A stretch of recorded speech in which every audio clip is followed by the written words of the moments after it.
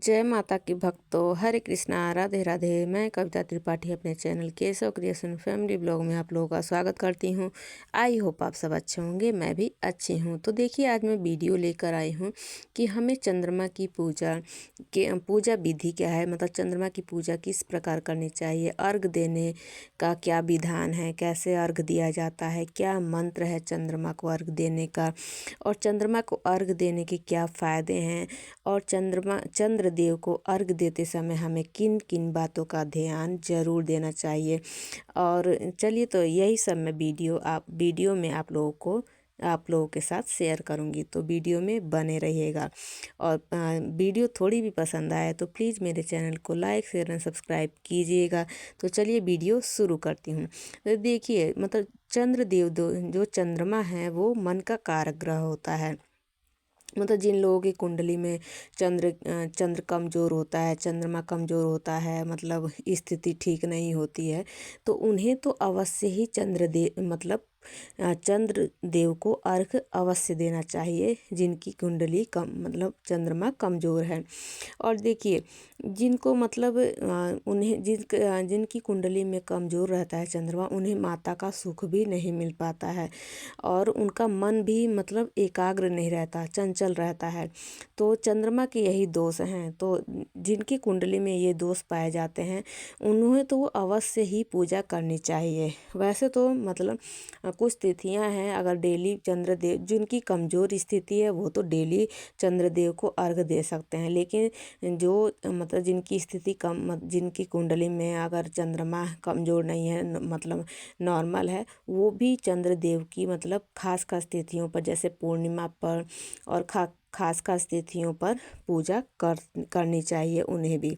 तो चलिए, अब मैं बताती हूँ कि मतलब पूजा विधि क्या है, चंद्रमा की हमें मतलब पूजा किस प्रकार करनी चाहिए। तो सबसे पहले, जहाँ मतलब आप बालकनी में, चाहे अपने घर की छत पर, जहाँ भी आपको पूजा करनी है, वहाँ पर आपको साफ स्वच्छ कर लेना चाहिए।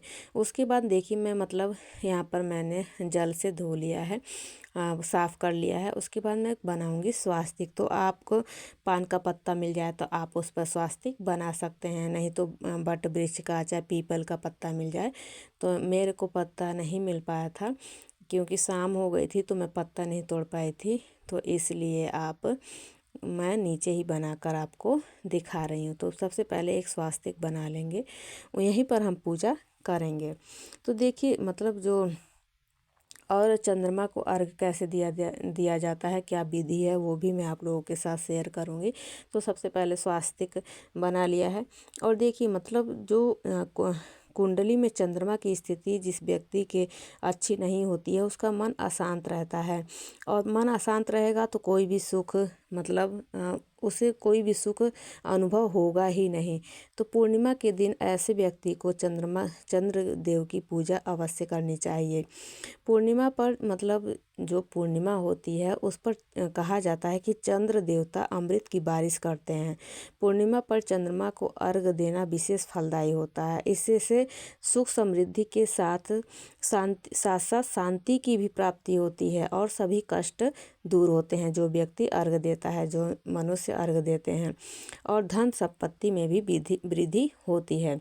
और देखिए, यहाँ पर मैंने स्वास्तिक बनाने के बाद अक्षत जो होता है अखंडित, मतलब खंडित चावल नहीं, अखंडित होता है, तो अक्षत समर्पित किया। उसके बाद चंद्रदेव का जो कलर है वो सफ़ेद है, तो इन्हें पीले सफ़ेद पुष्प, जने और वस्त्र रूपी, मतलब कलावा नहीं, हमें सफ़ेद कच्चा सूत जो आता है वही अर्पित करना है। उसके बाद मिठाई में भी आपको फीले, मतलब सफ़ेद रंग के मिठाई, बतासे, मिश्री, जो जो मतलब जिसका कलर सफ़ेद हो, तो वो आपको समर्पित करना है। उसके बाद हम धूप दीप जलाएंगे। तो दीपक आप घी का जला सकते हैं, तिल के तेल का जला सकते हैं, जैसा भी आपका सामर्थ्य हो ऐसे आप दीपक प्रज्वलित कर सकते हैं चंद्रदेव के निमित्त। उसके बाद मैंने यहाँ पर पूजा कर दी है। उसके बाद पूजा करने के बाद अब मैं दूंगी इनको अर्घ। तो देखिए, अर्घ देते समय हमें मंत्र जाप अवश्य करना चाहिए। पूजा करते समय भी हमें मन ही मन ओम सोम सोमाय नमः, ओम चंद्रमसे नमः, दोनों में से किसी भी एक मंत्र का आपको मन ही मन उच्चारण करते हुए जल देना चाहिए। और जल हमें किस प्रकार देना चाहिए वो भी मैं आप लोगों के साथ मतलब करके दिखा दूँगी, तो आपको समझ में आ जाएगा। तो ये मैंने धूप दीप दिखा दी है चंद्रदेव को। उसके बाद देखिए जो मतलब जो जल दिया जाता है उसमें क्या क्या होता है वो भी मैं आप लोगों को बता देती हूँ। तो जो हम अर्घ दिया जाता है उसमें आपको सबसे पहले गंगा जल डालना है, उसके बाद जल डालना है, उसके बाद आपको जल डालने के बाद कच्चा दूध डालना है, उसके बाद आपको सफ़ेद पुष्प, सफ़ेद चंदन, अक्षत और मीठे में आप बतासा मिश्री कुछ भी डाल सकते हैं मतलब मीठे में।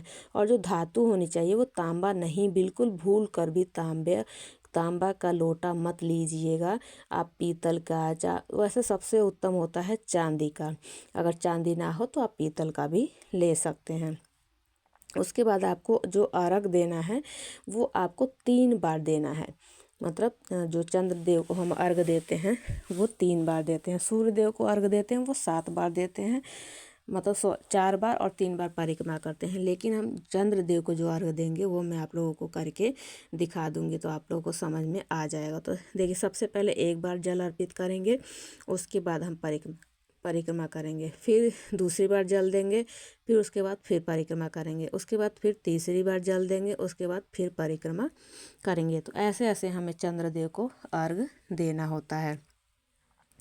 उसके बाद देखिए मत चंद्रदेव को अर्घ देने का फ़ायदा क्या है वो भी मैं आप लोगों को बता देती हूँ। देखिए वैसे तो मतलब कहा जाता है कि सबसे उत्तम जो होती है, क्योंकि चांदी का भी कलर सफ़ेद होता है और चंद्रदेव का भी कलर सफ़ेद होता है, तो चांदी के पात्र से मतलब जो हम जल देते हैं दूध मिलाकर, तो वो मनुष्य के मतलब बहुत ज़्यादा फ़ायदा मिलता है। लेकिन अगर सबके पास तो ऐसा हो नहीं सकता, तो आप मतलब पीतल के भी लोटा में जल दे सकते हैं। चंद्रमा को अर्घ देने से देखिए हमारे मन में जो नकारात्मकता सोच होती है वो मतलब आजकल तो काफ़ी चंद्रदेव को अर्घ देते हैं तो हमारे मन की जो मन शांत होता है ना, उस मन जो भी हमारे विचार उल्टे सीधे विचार आते हैं, नकारात्मक विचार आते हैं, उनसे मुक्ति मिलती है हमें। इसलिए और हमारे चंद्रमा को अर्घ देने से हमारा स्वास्थ्य ठीक होता है, क्योंकि पूर्णिमा के दिन चंद्रमा से जो मतलब अमृत की बूंदें निकलती हैं ऐसा कहा जाता है। चंद्रमा को अर्घ देने से चंद्र मजबूत होता है और मतलब अगर दोष है तो कुंडली में तो वो भी दूर होता है। चंद्र देवता को अर्घ देने से संतान का सुख प्राप्त होता है हमें, और जो हमारा दुर्भाग्य है उससे हमें मुक्ति मिलती है। धीरे धीरे वो दुर्भाग्य भाग्य में बदलने लगता है। चंद्रमा को अर्घ देने से सुख, समृद्धि, वैभव, यश, कीर्ति, धन, ये सब मतलब इन सब में जो भी परेशानी आ रही होती है वो भी उससे भी निजात हमें मिलती है चंद्रदेव को अर्घ देने से। तो ये थी मेरे द्वारा बताई गई कुछ मतलब चंद्रदेव की पूजा कैसे करनी चाहिए, अर्घ कैसे देना चाहिए, अर्घ देने के फ़ायदे क्या हैं। तो वीडियो थोड़ी भी पसंद आई हो तो प्लीज़ मेरे चैनल को लाइक शेयर एंड सब्सक्राइब कीजिएगा और कमेंट में जय चंद्रदेव ज़रूर लिखिएगा। ओम सोम सोमाय नमः, ओम चंद्रमा से नमः भी कमेंट में लिख सकते हैं। तो चलिए मिलती हूँ नेक्स्ट वीडियो में। जय माता की, हरे कृष्णा, राधे राधे।